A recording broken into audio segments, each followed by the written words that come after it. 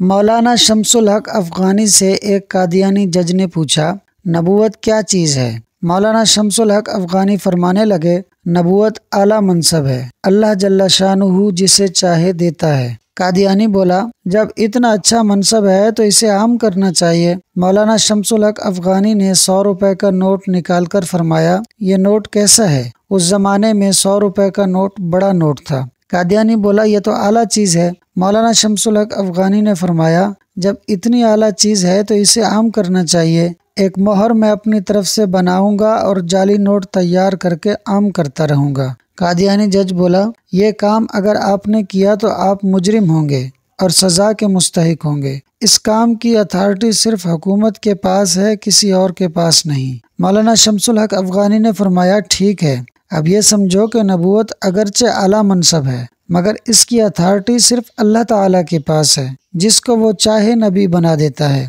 اب آپ لوگوں نے اپنا جعلی نبی بنایا ہے تو اس لیے آپ لوگ اللہ پاک کے نزدیک مجرم ہیں۔ اس تحریر کی ہر صاحب ایمان زیادہ سے زیادہ تشہیر کرے۔ یہ آقا کریم صلی اللہ علیہ وآلہ وسلم سے محبت کا ادنیٰ سا اظہار ہوگا۔ جزاک اللہ خیراً۔